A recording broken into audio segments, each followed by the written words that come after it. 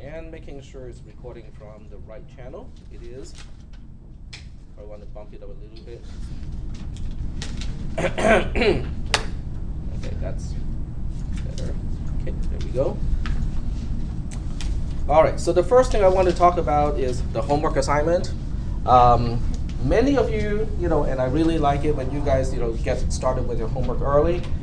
Unfortunately, Cengage was not very cooperative. They would mark correct answers as wrong, give you the wrong score, and it doesn't give me any control over, okay, let me, manually override this score. I don't have an option to do that either. In other words, we are not likely to use the Cengage interactive part, the, how do you call it, those things, LMS, Learning Management System. We'll still use Cengage, we'll use Cengage Lab later on, and hopefully that part of Cengage is a little bit better. But in terms of, the quizzes and the homework, I'm going to use Moodle for that, because I found a way to import from Cengage into Moodle, so we can use the same questions. In other words, when you study and also, participated in the Cengage, quizzes, you can basically reuse the same answers on Moodle. So it's not like all new questions and you have to answer all those new questions. It's the same questions but just transplanted into Moodle. And I can show you, all the different ways that I tried last night to get it to import. Okay, this is Cengage on one side. You don't have to write this down. And then this is Moodle on the other side. Cengage, as far as an instructor is concerned, it has different types of files, file formats for exporting the questions, the question banks. One is called Blackboard 6. Didn't work. WebCT didn't work.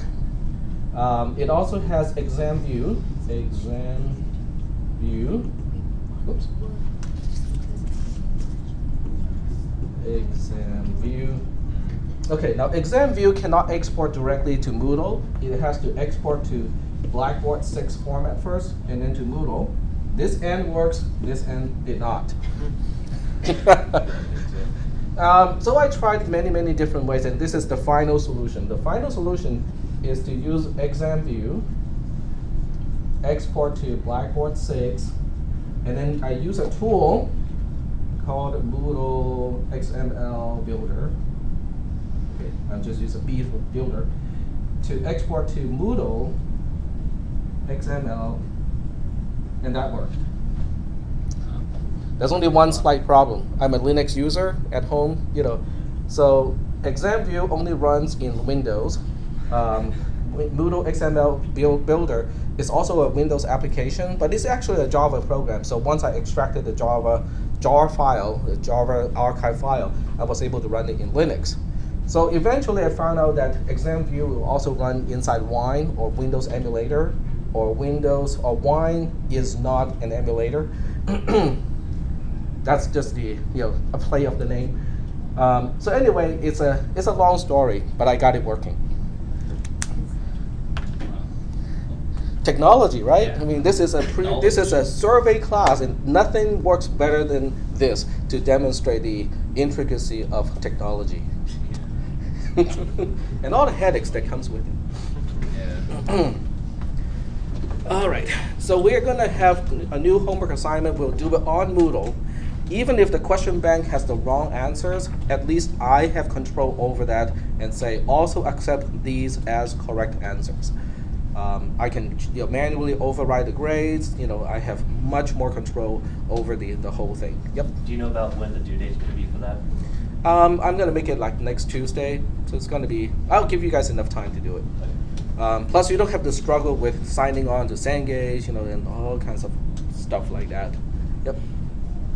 So do we still need to have access to Cengage? You will still need access to Cengage because later on, we'll use a Cengage Lab, which we haven't used yet, and no doubt it will open up new cans of worm, and I'll have to deal with it. But that's the main reason why I was told to use Cengage is the Cengage Lab. Once we get to the application part, that's what we'll be using. Yep. I still don't have Moodle access. I think I So I don't have little access yet. Oh, okay.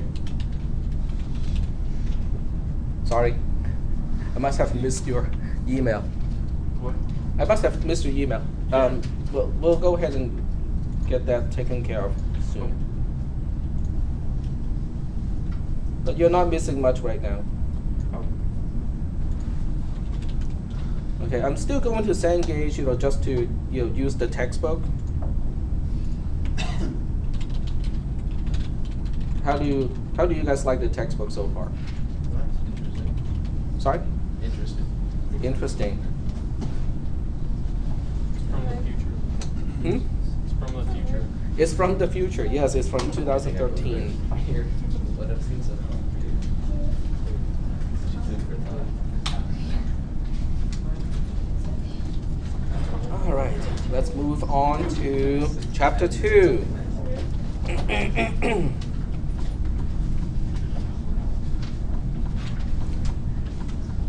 And you can also experience the terrific speed of Cengage. Yeah. You can save Another a one of their PDF. fabulous products. You can save a PDF of the book. Program. Hmm? I think you can download a PDF of the book. You can? Like on a per page basis or the entire thing? I haven't found the URL yet. If you know the URL, that would be helpful. Oh, great, kill. All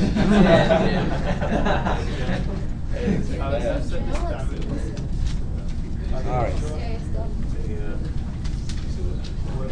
Like on the crates, it said on one of the East pages, it has the little kind of like label on the eyes from Flash, except it had like spinning. Okay. Just let you buy one He said, I did log in, except it failed. He said it, then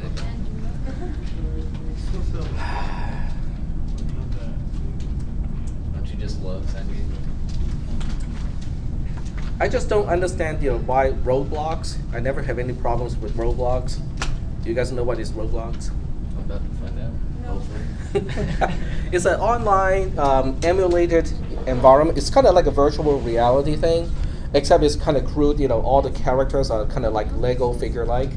But the really cool part of Roblox is if you become a builder, if you join the builder club, you can write your own programs in the virtual, in the virtual world and have your quote-unquote own server.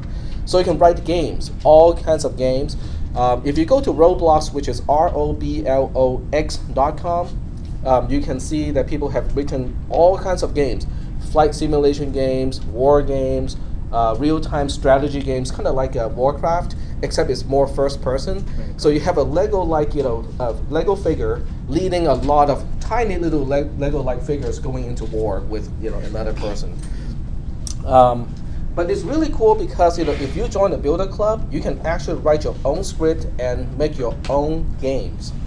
And there are many people who have written games in this kind of virtual environment.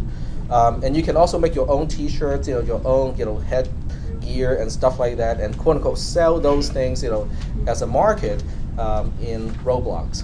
So go to Roblox, you will find that it's really quite interesting. And the point that the reason why I brought it up was, as many, it's very busy.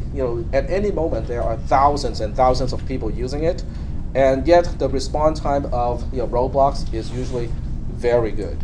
Okay, there's very little lag time, and it just works. Unlike what we are seeing here. All right. This is finally loading up. Yep, I just click. And then wait a couple minutes. Today's just a bad day for technology. It's an anti-technology day. Yeah. So you might think it's my browser. It must be Linux, being inefficient and stuff, right? So let's check. You'd think if it wasn't already happening. This side is good. That side is not. This has bad history too. Might have been a recent Flash update. Might have been a recent Flash update. Could be. I don't think. I don't think so. I find that these publishers are usually very much behind the curve when it comes to technology. We used to use a different product for online instruction called, I can't even remember the name. But anyway, I had a script that runs every morning to check enrollment and add people into the classes over there. I was able to bring that server down with one script. And they called me, they sent an email to me and say, please stop, don't hack our server. No, I'm just trying to synchronize your roster with my roster. One thread at a time, one script at a time. I'm not even running parallel scripts, and swarm their server. It's like, come on, people, All right, so we want to go to, no, not that. We want to go to chapter ebook. On chapter 2. Now, chapter 2 is all about computer hardware. If you just take a quick look at the content, I know it's a little bit hard to read. Let me see if I can. When I magnify, it becomes kind of fuzzy, but it's still readable. Okay, section A talks about personal computer basics, desktop, portable, home, game, and small business systems. How to buy a computer and also handheld computers. So in other words, it's basically telling you just enough information where you can be an informed consumer. Okay, when you go buy a computer, what should you think about? Okay, first of all, your application. Why are you buying that computer? And two, what kind of system should you pick? What kind of components should you pick for that kind of a system, and so on. Section B looks into the inside of a computer. So they switch gear really suddenly from section A to section B because section B is very, very technical. Section C talks about storage devices. How do we store files permanently on a computer? And then section D talks about input-output devices. Most of us already know that stuff. Hardware security, which is a big thing. It's becoming bigger and bigger. In terms of hardware security devices, and the environmental issue, where does all the e-waste go? What do you think? The oceans. China. Landfills. In China. A good portion of that goes to China, where it is inexpensive to reuse the material. But that's only because they don't have a EPA or Cal EPA to in charge and say, no, you cannot just burn this stuff and extract the metal, after burning it, because the burning, is going to release a lot of toxic fumes and whatnot. There is a local company in Sacramento. I think it may not be in Sacramento itself, but in the Sacramento area. They do e-waste recycling, and they have huge machines to kind of grind up computers and the centrifuge and other types of automated equipment to pick out things that can be recycled. Even the plastic parts can be recycled. The metallic part can be recycled, so they do a really good job doing it. I will see if I can contact one of my previous students who worked at that company and see if he can give me at least a video of how it works. Technology in context, the military, which is always kind of interesting because I don't think we have to read this part too much. All you have to do is to watch Terminator. Then you have a pretty good idea of which way we're heading. Sorry? Doomsday. Doomsday. I personally like the Borg a lot better than Terminator. That represents a good future for us. All right, so let's go ahead and get started with part A. No, I clicked the wrong button.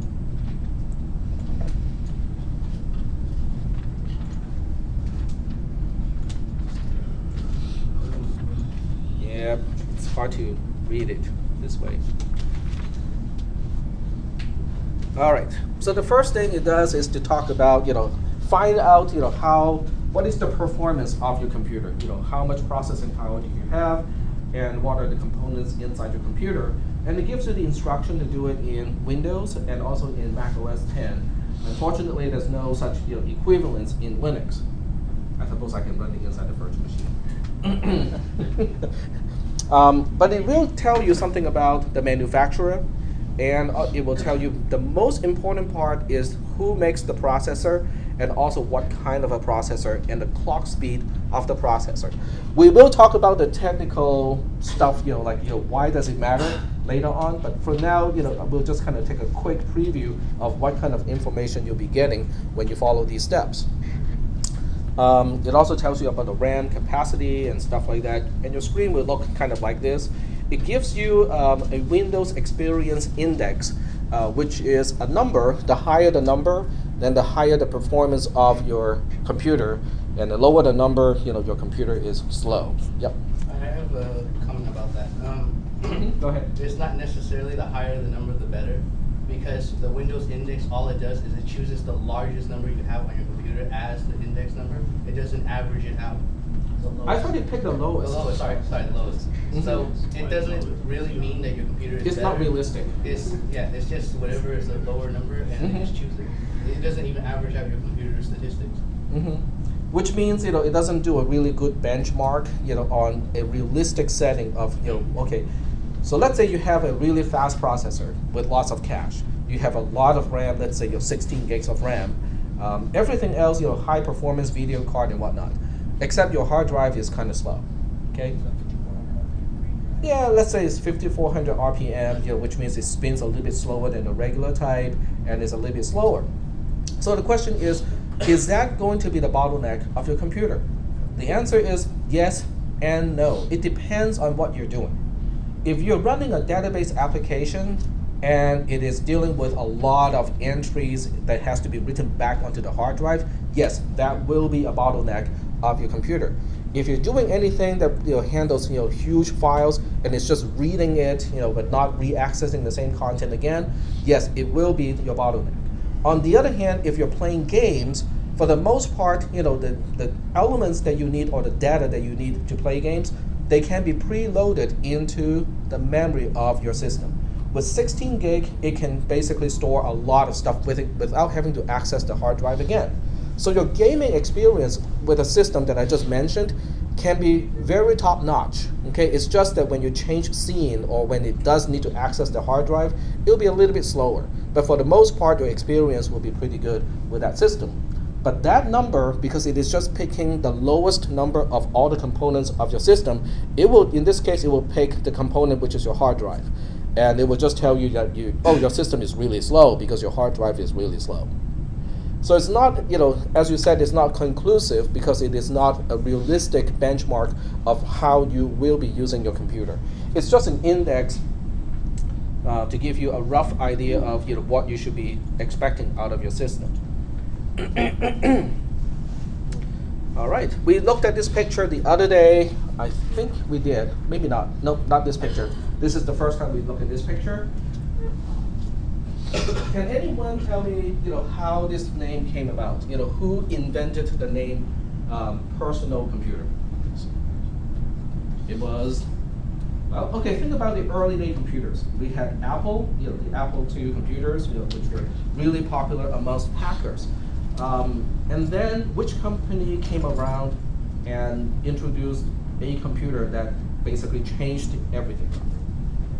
It wasn't the Apple. The Apple was mostly, no, AppleSoft, Microsoft. AppleSoft was an actual name. It's the name of the basic implementation on Apple II computers. Microsoft came around, but Microsoft was not making hardware. Who was making the hardware? IBM. IBM, exactly.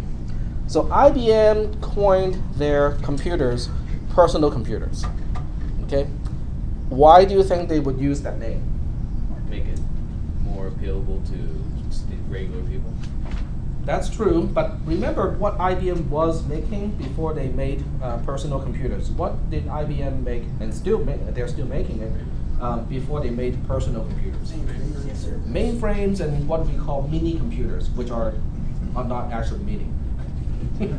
Okay, mini computers are the size of a small refrigerator, and they're called mini computers because they are relatively small compared to the mainframe computers, which will take up rooms.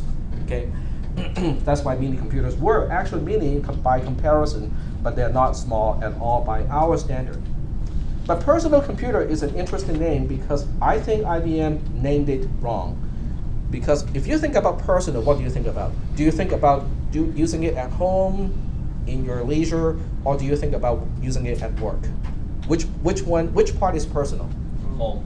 Home, for game, for reading, browsing the web, that would be more personal. When you use it at work, it will be more business, right? So the name personal computer is not exactly personal because those computers could only run what type of applications? The Apple II computers, which were inferior in every way, were more personal because people run games on Apple II computers, all kinds of games. I still remember I ran F-15 Strike Eagle on an Apple II computer. It's a flight simulation program. And it worked reasonably well given the processing power that it had. Okay, so it wasn't bad. But what kind of software came with the IBM PCs, the original IBM PCs?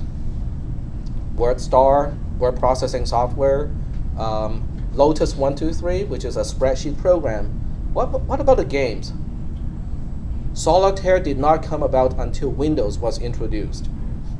The original IBM computers were business application. Exactly. It's not personal at all.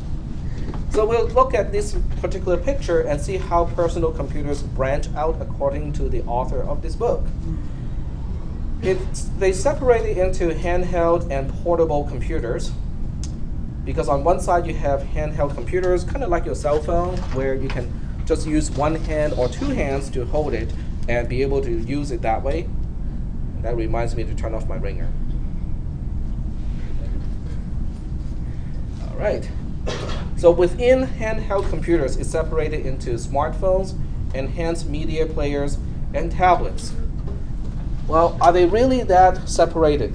Or is there a clean-cut line to separate these particular categories? Not really. Not really. I mean, they're all one continuum. I mean, you can just imagine your cell phone getting a little bit bigger and a little bit bigger. It turns into a tablet. So I think, there's really not much difference. But there is one. Yeah, go ahead. Don't they have a hybrid phone tablet now? Or is Galaxy. The line gets the Nexus or Galaxy Nexus? Galaxy no. Oh, it's that Frankly, just.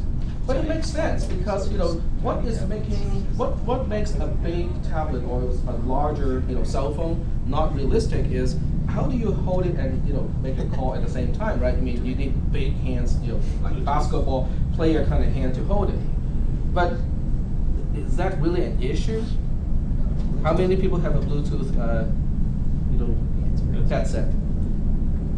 Well, once you have a Bluetooth headset, how large your cell phone is a non-issue at all. I mean, it's just not an issue. So that's why we can expect cell phones to go in both directions. It can go in one direction for people who just want the call, use the voice, feature, and the cell phone can be half the size of my cell phone. I mean, easily, half the size, because for those people, they're not interacting using the screen too much. They just want to make calls. So you can make the cell phone a lot smaller, keep it in the handbag or your backpack or whatnot, and it doesn't take up as much space. It will be the size of an iPod Nano. Okay, it's perfectly possible at this point. You can also go in the opposite direction where people want to use the cell phone a lot to browse the web, check email, and do all kinds of other things. So you can see those people using a cell phone that is closer to the size of a tablet. But it's not an issue because they're not going to hold a phone like this when they place a call. They will be using a Bluetooth headset when they use a phone as a phone, but they will be using it as a tablet when they want to access the internet. Okay, so we are basically looking at this picture here and say these are all handheld. I can agree on one thing. You can separate devices into one category where you do not have an actual keyboard or a keyboard that you can type efficiently, and ones that you do have a keyboard that where you can type efficiently. That does make a big difference. Are there any questions so far? Can anyone type on your cell phone? I cannot. I tried. Okay, you're good. How fast can you type? How many WPM? I have the auto correction on. Okay. So I don't really type it all the way, so I Right. don't really know. Okay. But with auto correction on, it makes it a lot faster. Yep. When you type the first 3 letters, it usually recognizes your writing pattern, and you just type it in faster. Yep. That's good. I use that feature too, but I'm still kind of slow, when I do it. Used to the old ways. Hmm? used to the old ways with the keyboards and stuff like that. Yep. But I'm a programmer too. For the most part, I do a lot of typing on my keyboard. So that's why I don't really like tablets because they don't really give me something that I can usually that I can type really fast on. Since they're coming out with some with like USB ports and stuff like that, you can probably start plugging in those. You can get a Just stand Bluetooth. for it. Yeah, you can get a Bluetooth keyboard for most of these devices, and you can get a full size Bluetooth keyboard, so it turns it kind of into a regular computer. Yep. It actually had a device that you had it on your iPhone. Like you just split out the keyboard out, and instead of using the keyboard on the screen, you can use. Then you can regain some screen space and be able to type faster. Yep. Go ahead.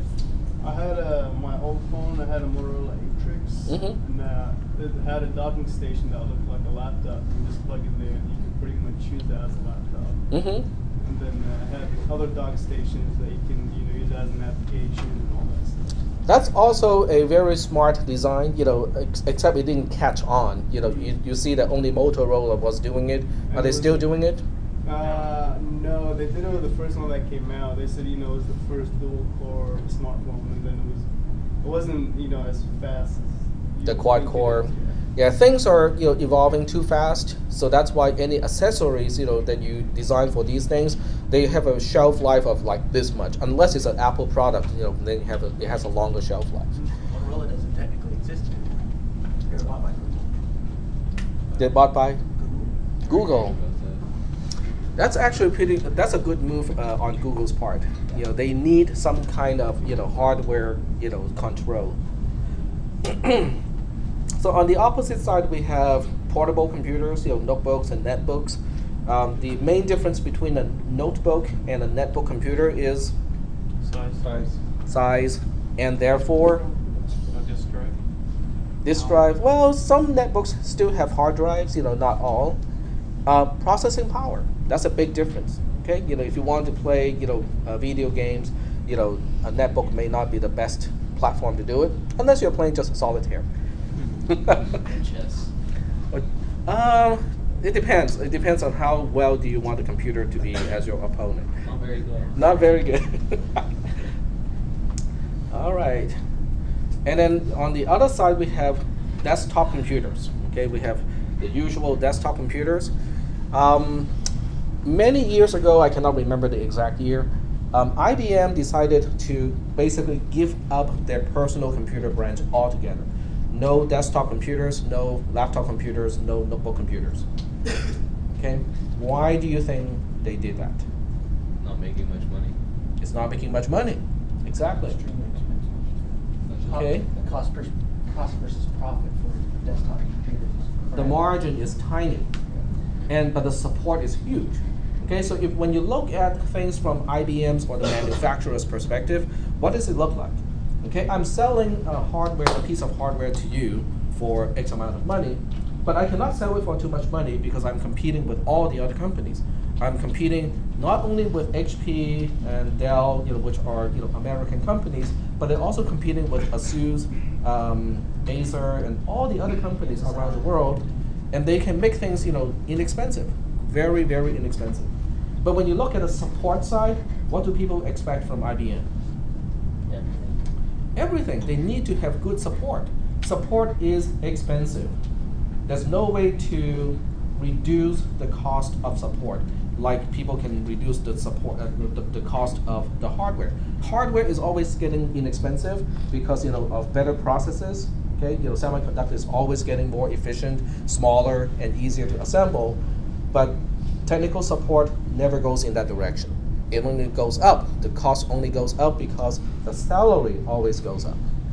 Okay, so that's why IBM just got out of that market completely, and HP thought about getting out of that market also, and they decided against it. And I think that's a wrong decision. I think they should have gotten out of the PC and personal computer market altogether.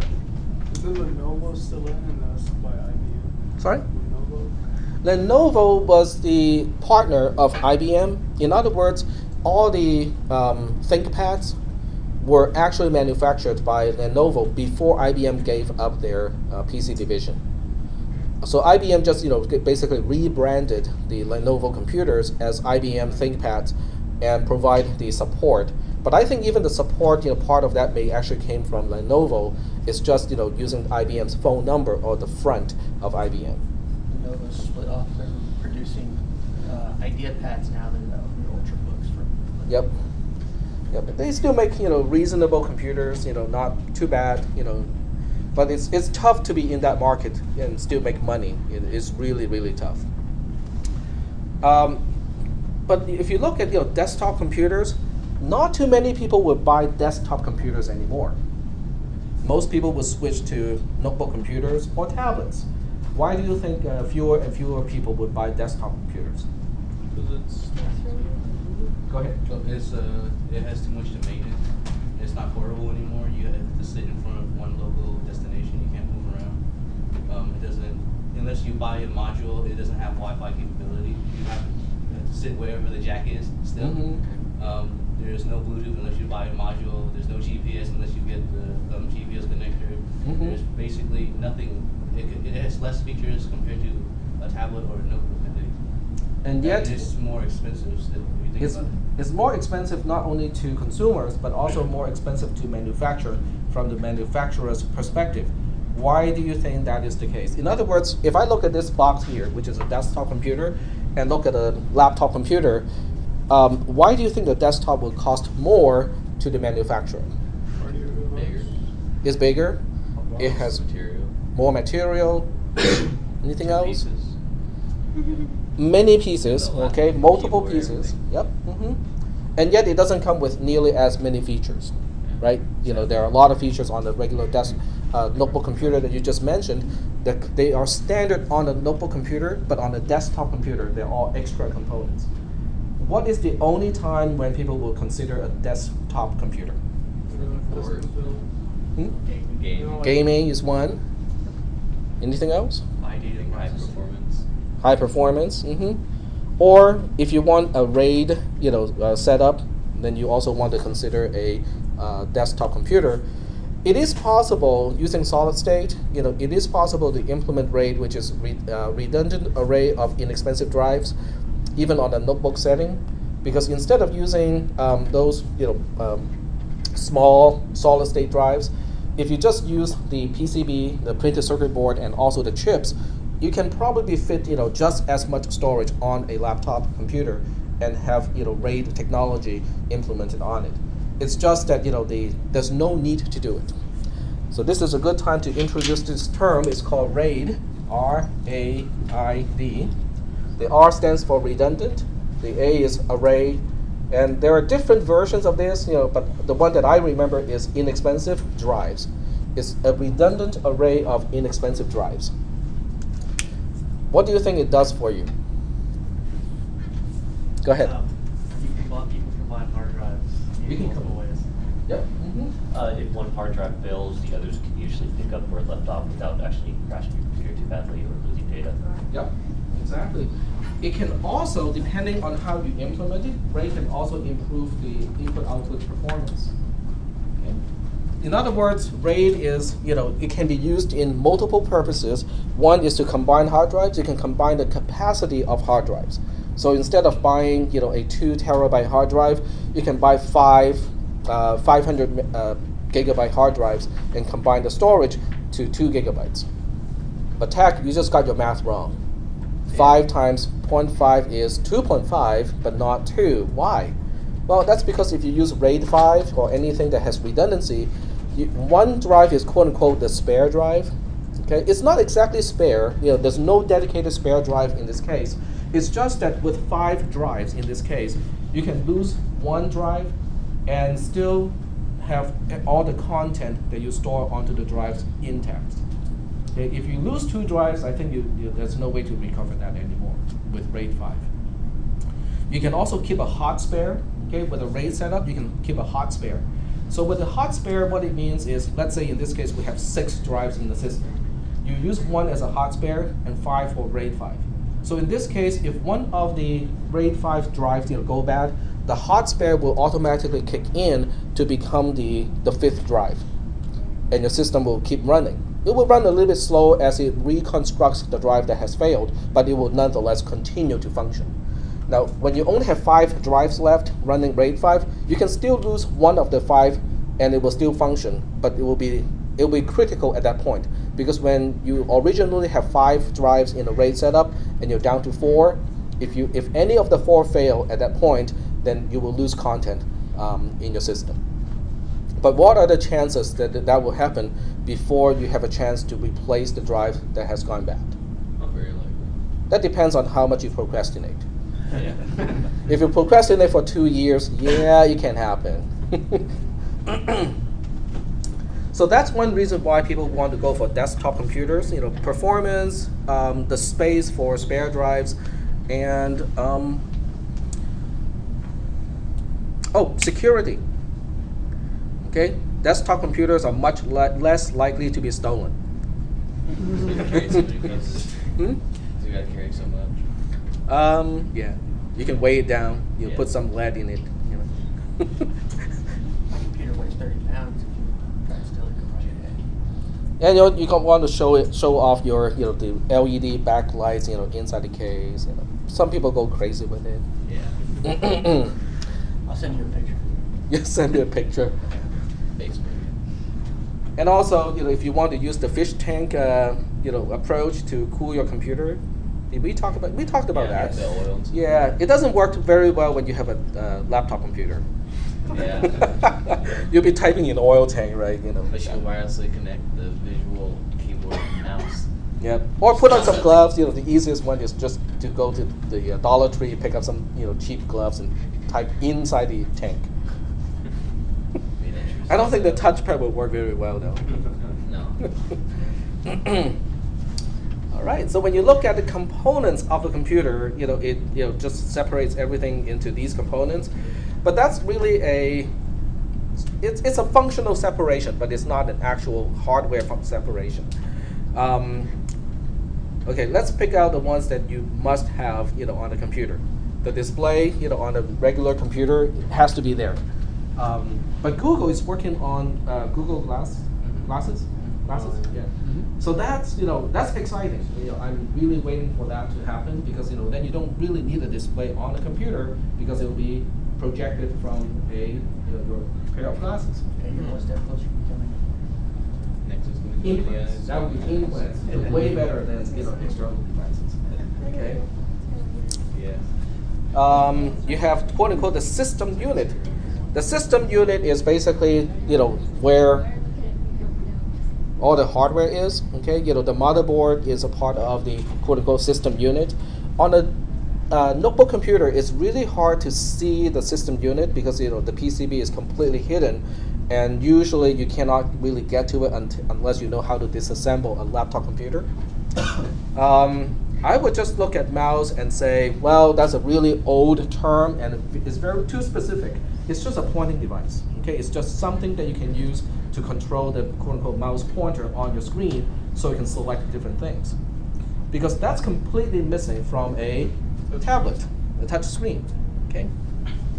Now here comes the question: how come we still don't have or it's not popular at least? How come we don't have touch screen on a regular monitor? They already have them. They already have them, but they're not very popular for one reason. Expensive. They're No, not faulty. too expensive. They're Not that good. the cost is actually not too bad. Because there's not very many programs that utilize the full functionality. Windows 8 is coming. 8's coming. Yes. It's not as efficient as just using the keyboard and mouse. It's just not ergonomical. Okay, if you think about it, how you use a regular monitor on a regular computer, the monitor is sitting up, here, and your keyboard is here. Ergonomics says, you should be sitting where, if you sit up straight, your elbow should form a 90-degree here, and it should be level with your keyboard. But your screen is up here. So if you have to do everything by, lifting your arm so you can point on the screen, you'll be tired real soon. Okay, I'll give you guys maybe half an hour before you say, okay, this is not for me. Plus all the smear on the screen, someone will be to like see it. doing this, all day long. Yeah, it's not for people with, Greasy fingers. yep. Like finger. Yep. So that's why you don't see big screens with a regular computer that has a touch screen feature, because most people will not use it even though it is available. The only way you can use a touch screen that way is to put the screen kind of more like a podium kind of setting where you can rest your wrist somewhere and be able to do it. But even so, you still have a problem, because if your screen is really big, when you reach out to the furthest point, most likely your palm or some other parts of your arm will touch the screen.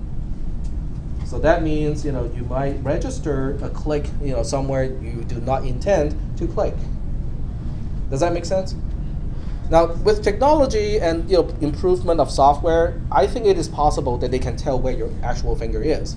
So your arm and the rest of your hand can touch the screen, but it will still be able to tell where your finger is, where you're actually tapping and clicking. So it will be okay to rest your arm on the screen, just rest it like this, and it will only register where your fingertips are located.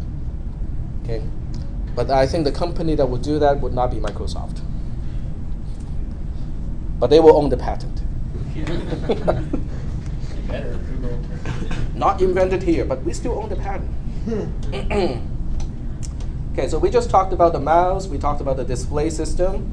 The keyboard, you know what, for most of us, myself excluded, but for most people, the keyboard is really a thing of the past.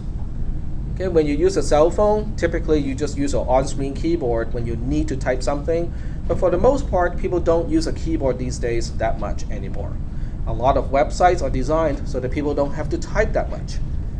Okay? So the keyboard is becoming, kind of like an accessory for most, computers these days. Any questions at this point about this picture? What about your printer? Yep, go ahead. Why under storage does it say USB flash drive or something? It doesn't just say solid state. There are forms of storage. This is supposed to be from 2013. Yeah. Solid state drives have been around for 4 or 5 years now. I mean, It's 2013 on some other planets. It didn't say which planet. Printers. Well, I mean, what is there to say about printers? They print things. Beat them really fast. They print and the ink is expensive. Yeah. That's all I can say. Quicker than it should. And runs out a lot quicker than it should. Yes, because that's the only way they can make money. The hardware is next to nothing. It's just a shell with a motor and the mechanical component. Yep. They have ones with like touch screens now, and they have like apps and added features. Yeah, but it's not really. The only one that I like are the multi-purpose machines. They also act as a copier and also a scanner. Yeah. Now they are useful. Those are really, really useful. But a printer is like, there's not much to say about it. And interestingly, there are still people selling dot matrix printers. What? Yeah. Well, dot matrix printers is kind of special in a way because it is impact based. Now, when it's impact based, you can also use how do you call those?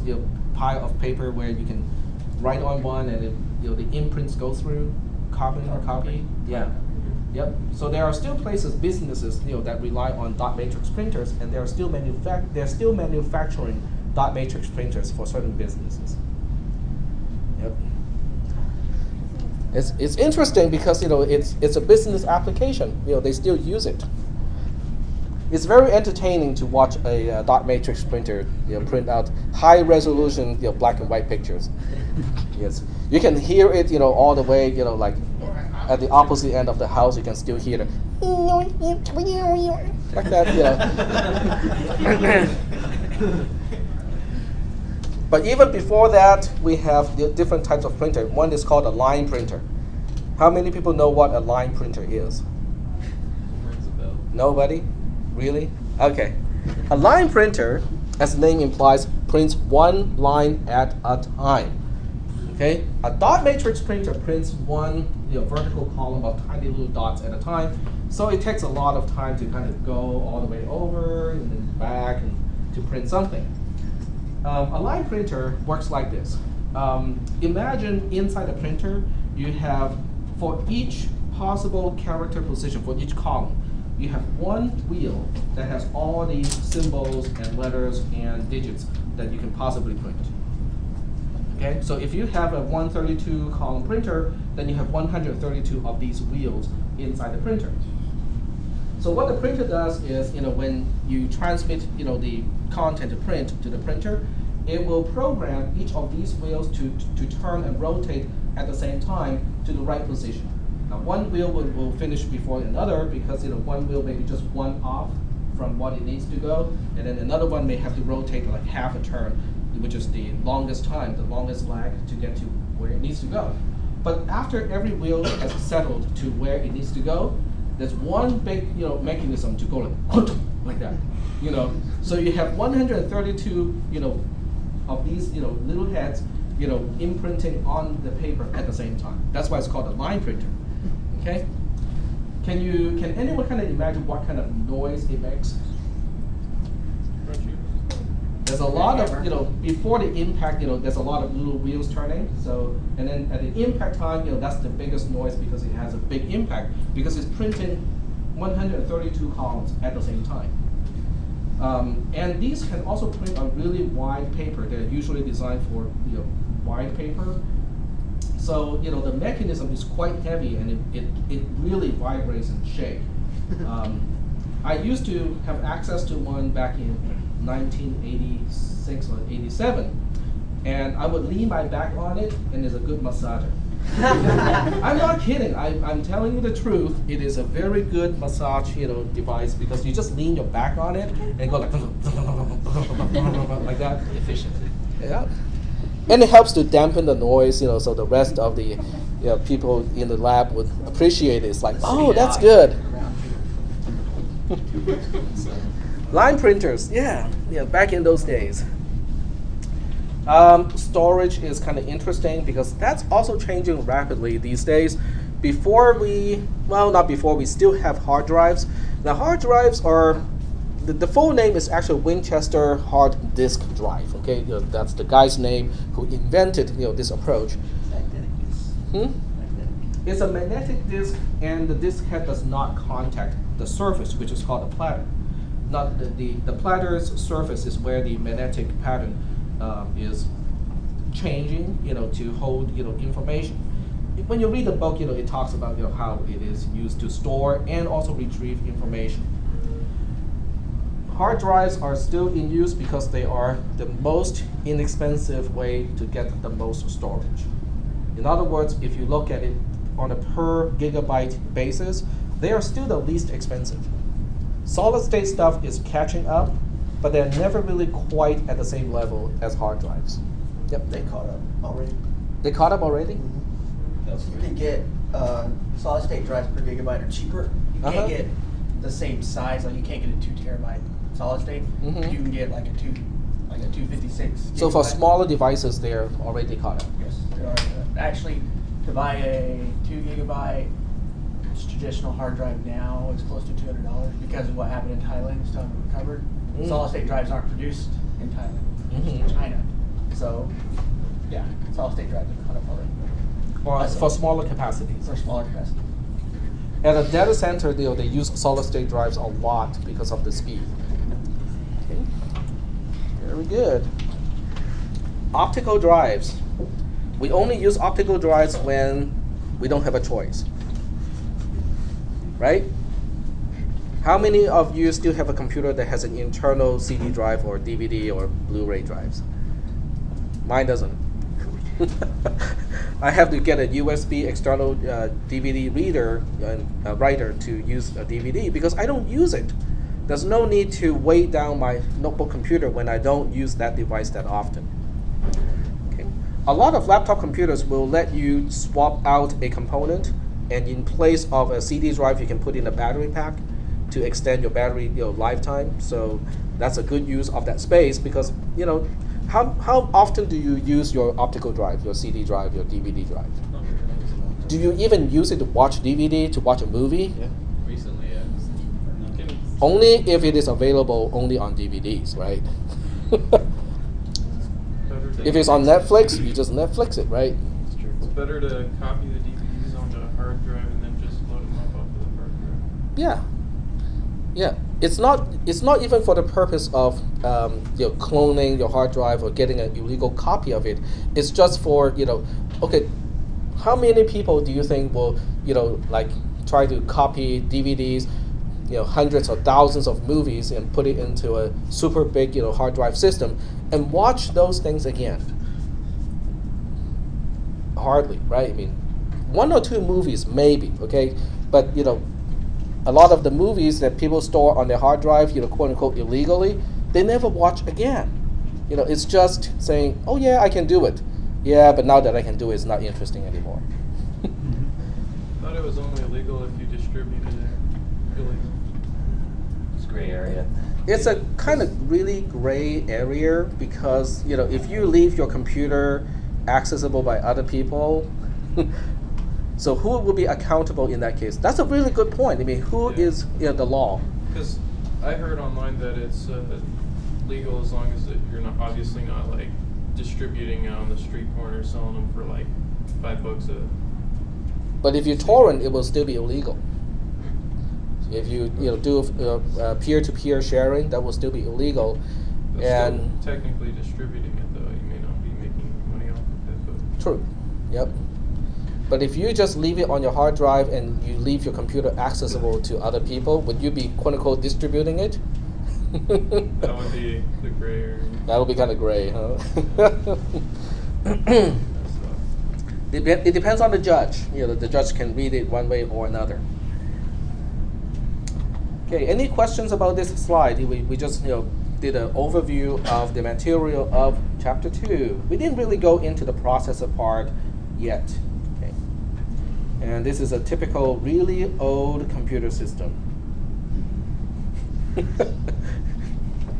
Because most of us, well, I don't even need a printer anymore because there's cloud printing. If I don't need to print out right away, or if I want high quality pictures, I can quote unquote print, but I'm printing to a printer, a photo printer at Walgreens, around the corner. So there's no, this is really old fashioned by today's standard. And it just timed out.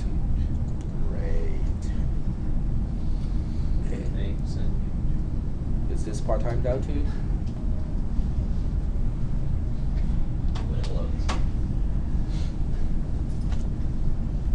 It's not designed for classes, I can tell you that. make it as hard as possible for tech to teach a class. While we're waiting, did you double check to make sure the mic was recording? Ah, that's a good use of our time. Yes. Yep, it's still recording. I have been recording my lectures since 2000, except it was only audio back then, but now it's all screen recording. Yep, go ahead. Roll sheet. Oh, I almost forgot about that too. See, Cengage is good for something. Maybe just time to do so. Yep. I think this is the C310 one. I sent an email to everybody on the wait list, with a permission number. So everyone who's sitting in the classroom should be in the system. Yep. Did you send that today or? I just sent it earlier today. Yep. Okay. Were you on the wait list? Yes. Okay. You would have received that when you check your email. Okay. And it's still refreshing. Might Yep. just be If, able to pass out. do you have access to the CD? I know for a fact that the PDF of the book on the CD. On the CD, yes. On the CD, there's a book. I think that would be efficient way for some Rather. That's how we did it last year, and the publisher contacted the faculty contact. Huh? Just initial. Go ahead and initial because I think there's not a whole lot of space. faculty contacted the publisher. Yeah, they contacted the faculty and said, well, you cannot do it this way, otherwise we'll have to jack up the price of the textbook by $20-something. And guess what? I think next time I teach this class, I'm not going to use the textbook at all. So they can keep the $120. Yeah. Yeah. Okay, now I have to reselect the chapter and wait again. The good thing is I got everything recorded. I can show the publisher. I have solid proof. Yeah, check it out on YouTube. Yep. Send the link to the publisher. Check it out on YouTube. This is how slow your system was. Yeah, change the name to this recording to Cengage goes down. Cengage outrage. Yeah. Cengage. Yeah. Oh my god. Yeah. You could Continued. This is just Wow. wow. Gotta love this. I don't have the DVD. I don't have the CD version. Otherwise, I would use that and just. Would you be able to copy it off the CD that's already installed? Would you be able to copy it off the Yeah. CD that's already installed? Yeah. I can give you mine. Okay, thanks. That would be helpful. Look at all these memory devices. Some you cannot buy anymore. Which one? This one you cannot buy anymore. The compact flash is a garner. Okay. Why do you think compact flash is no longer available? The memory space. It's not It doesn't make money, but why? If it can store 16 gig, just like all the other memory devices, why do you think the compact flash format is the one that is the first to be obsoleted? I'm talking about this one here. Are they still using the cameras? No, they don't. That's the thing. Okay, I had a lot of digital cameras, and at one point of time, they just switched over to SD completely and not use compact flash anymore. There's one good reason why compact flash is obsoleted. If you look at the connector to a compact flash card, you will see 2 rows of lots of little connectors. When you look at the connector to an SD card, you will see on the back of this, there are maybe 10 contacts. Okay? They do have a picture of it. Hmm? There. They do? There, right next to the other one. Next to the compact flash. Yep. This one? Just Yeah. to prove your point. Yeah. But they don't have one, for the compact flash card. Yeah. The DSLR cameras have them. Not the new ones.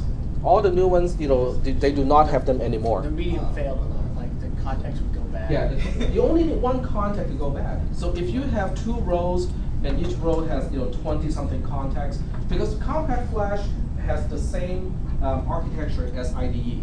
So if you remember IDE cables, how many people still remember IDE? Wow. Okay, more than I anticipated. When you look at an IDE cable, what is the first thing that comes to your mind comparing to like SATA? Holy crap, it's huge. It's huge, and my computer is going to cook itself, right? Because there's no airflow anymore. Everything's going to be blocked by these ribbon cables. They're called ribbon cables, but they're huge even for ribbons. But compact flash has the same type of architecture. So you're looking at the same number of pins, just smaller. You need every single pin, like 40 or 50 pins, to work for a compact flash card to work. But when you look at SD card, you can see 9 contact points. Okay, so what are the chances that one of the 9 contact points will go bad? Well, not too high, especially when it's just a surface. What are the chances that one of the connectors of a 50-pin connector, each one looks like a little needle to get inside a hole where the contact really is, to go bad? Pretty high. Okay, I bought a flash card reader, compact flash card reader that's a combination thing. And I was able to use it with SD cards. I was able to use it with, SD cards, I only had SD cards. But as soon as I plug in my compact flash card, it wouldn't register. Okay? I was going it was a good compact flash card. I was able to use it with another flash card reader. So I looked into the compact flash card reader and saw a missing pin. Yeah, that will make it not work. And that's why it's not used anymore, because from the manufacturer's perspective, it's just way too costly to use compact flash cards when you have SD cards that have about the same capacity or more. Okay, so that's why we don't have compact flash cards anymore, and the use of this picture really dated when this stuff was written or edited, which is 2013. Remember. I would imagine in 2013 some of the other items would disappear as well, because SD cards is just taking over. There's there's no reason why they should use different types of formats to make consumers even more confused. Micro SD either. Micro SD is great, except your dog or your cat can really eat it now. Yeah. You can And tell a that- professor, you know what, my homework just got chewed up by my dog. Yeah, All in- 16 gigs of it too, right? Not only can you say it's chewed up, you can also quantify by the number of bytes. In fact, your dog can probably, if you have a big dog, your big dog can probably chew up a compact flash card too. Yeah. But in that case, the dog actually has to do it. But with an SD card, the dog can just swallow it without noticing. And it's waterable or something like that. Even a cat, just try put a micro SD card into your cat food, especially the wet kind, and see whether your cat would notice it. Hopefully it's not too small of a cat. And these things are not really that used anymore. They have these one-piece computers, and except for the Apple one that people go for because of the bigger screen, most of the time they're not. People don't use it anymore. The screen is glass. The screen is glass. And that's nice because Clarity, quality. it depends. If it's glass, you need to have good anti-reflective coating. If you have really good anti-reflective coating, it does have a lot more clarity compared to plastic. And it doesn't scratch as easily. And they talk about the price of desktop computers, and it's just not, it's just not worth it, for most people to get a desktop computer these days. Here's a question. Yes, go ahead. Did that essentially SUSE computers can have what like up to $3,000 cost? Did they still have that? I ain't never seen a computer that cost like $3,000. Yeah. Well, okay, this is the thing about expensive computers versus performance. Okay, so you have a little curve here. On one hand, you have actually it's better to do it the other way. So this is performance, just overall performance of the system, and this is how much money you have to pay. Okay, they have to start at some point. Okay, and the curve goes like this. Okay, I'll let you guys select. Does it go like this? Linear, you pay more, you get more. Not quite. No. Not quite. Does it go like this? No. This means, at some point, the cost is going to be, the increase of price will be small, but you get the same kind of performance increase, which is exactly the opposite of what it is. What it looks like is this. Like that. Okay? So for the last, 20% or 10% or 5% increase of performance, you have to pay 50% more. I'm not kidding. Just look at the pricing of processors. Yep. The thing about computers and the price, what that's talking about is pre-built computers.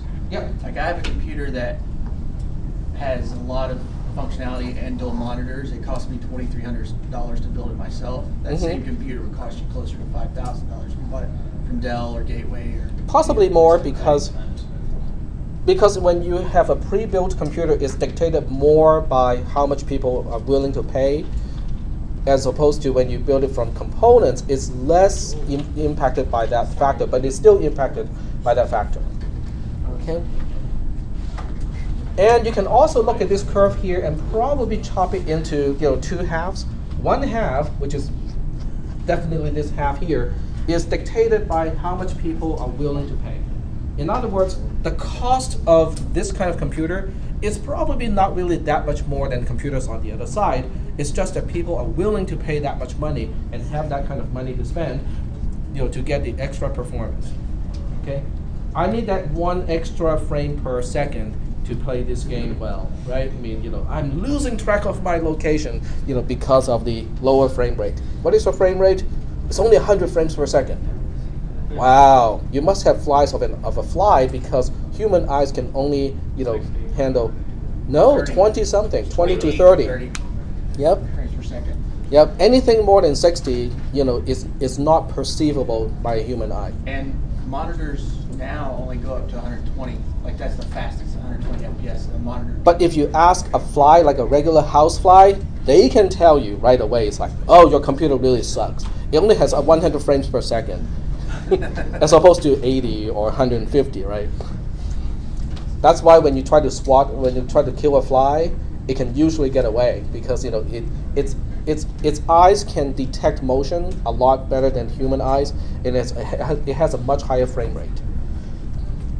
But even that is no match for rubber bands, and especially when you use like 5 at a time, there's no escape. Just like stick them on there and let them go. Yeah, shotgun, rubber band shotgun. Where you don't even find parts of the fly anymore. Why does it not surprise me that you have a rubber band shotgun? No, I don't have a real shotgun. I just use my finger, but I use the shotgun effect. Use 2 fingers and flip back. Okay, what about the other side? What about this side here? What do you think the price of the computer is, how it is dictated on the other side? How much it costs to make it? Mostly the How much you cost. spend. Yep, mostly the cost. In fact, at some, with some devices like tablets, if Amazon is making a tablet or Google is making a tablet, they probably can, even though it's illegal, to sell it at the cost or even lower than cost. In other words, if it takes Google, let's say $150 to manufacture and ship the tablet to you, they probably won't even mind selling it to you at $145, which means they lose $5 per device. Because they're not making money from the hardware itself, they're making money from how you use the tablet. So enabling you to use the tablet is more important than making money right away from selling the tablet to you. So that's the other end of this curve. If you look at this curve here, at some point the cost of the computer can be higher than the actual price, but it's illegal. I think I cannot remember the name of that practice. Samsung got sued once, for that, for selling for less than. It has to do with a marketing fairness kind of thing. You cannot sell something. That price, but if you buy it at that price, it can be advertised. Yeah. Okay. Yeah, but at some point, with these devices, the lower end devices, where how you use the computer or the tablet is more important than making money right away, they can sell it at cost. So this part here is dictated by the cost of the hardware, and not really by how much you're willing to pay. Yep. And the only reason that they do that is because other companies lose money as when they do that. It's because it's not fair, right? Because Amazon and Google are huge companies. They can absorb the loss, the temporary loss of the hardware, but smaller companies can no longer compete in the market because they cannot afford to not make money by selling the hardware. Yep. Second. I have not created a quiz yet, but I will, send an email to you when it's done. All right. Well, we are running out of time today. I'll see you guys next Tuesday. Yep. So you're saying that sometimes it's better for them to sell a tablet cheaper than what they cost them to make it, for what they do later on with the tablet, like buy apps or something like that, or spend money like that way. You spend money. Every time you spend money, like buying an app or buy music or you buy a video, You get a percentage of that? Google gets a cut. Okay. So you may be paying money to the movie maker or whoever the artist making the music, but You're not paying that much. The service that Google offers and Amazon and all those companies offer, they actually get the largest cut off of that. and also when you click on an ad. Okay, when you click on an ad in Google takes a little bit of money too. Even if you go back, as long as you click on it, it's cool or what? I think only with certain links, like the first few links that are highlighted, when you do a Google search, when you click those, Google, makes money from the the company who's advertising. When you watch YouTube, sometimes YouTube can also have ads. When you click on the ad, Google charges the other company. So it's better to give you the device so you can click all day long and say, I want to check that out, I want to buy this, than to say, I cannot sell this device to you for less than what it costs, because it just kind of works out that way. All right, thank you. Oh, thank you.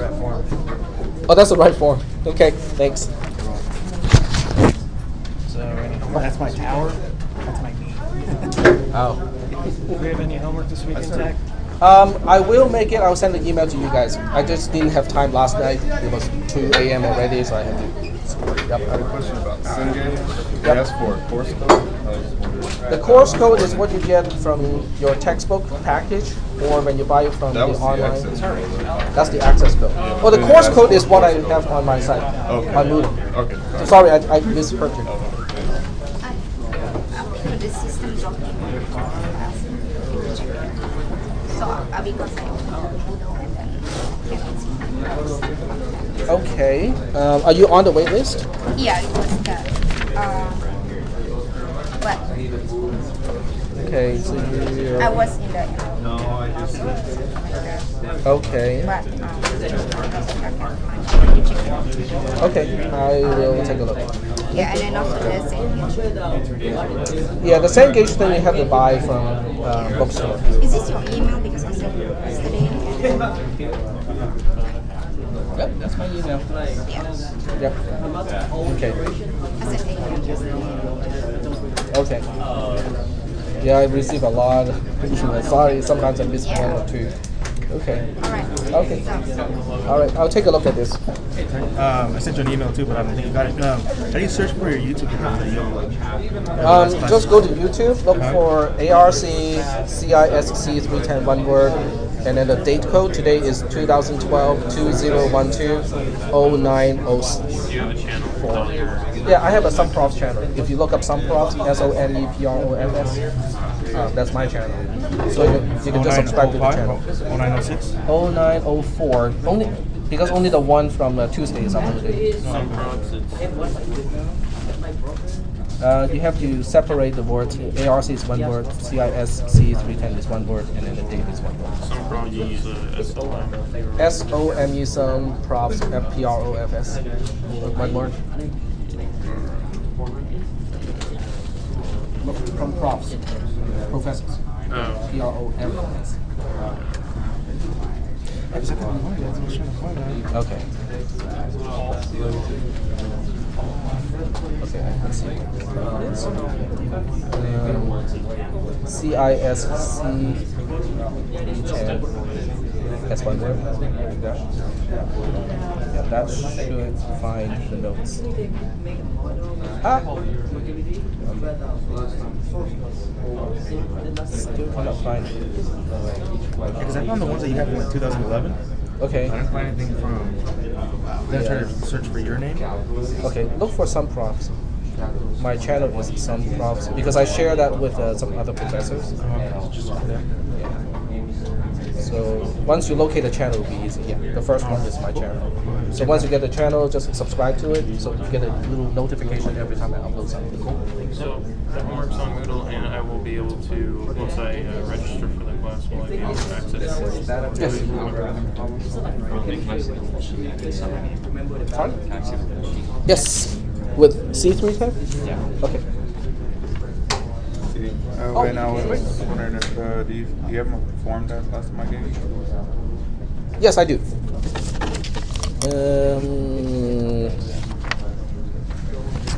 Is it this one? Yeah. Yeah. So you have to fill in your part too. Yeah, I know. Okay. This is database or algorithm problem solving? It's algorithm design and problem solving. Right. G300. Do you still have a spot open? No, this class is like way beyond full. I'm sorry, I still have people beyond the wait list. Alright. So, Thank you. okay, you're welcome.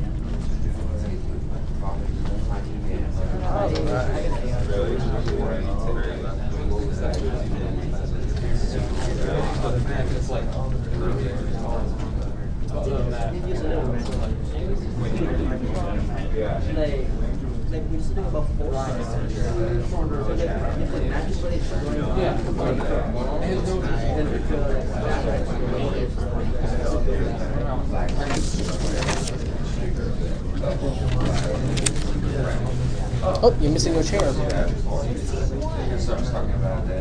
Yeah, there are two. One is a folding type.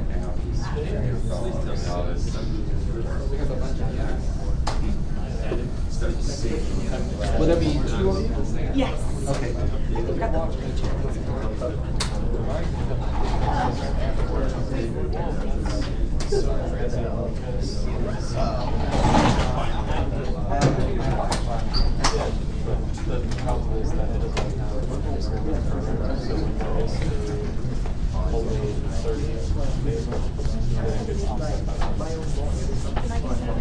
No, that's fine.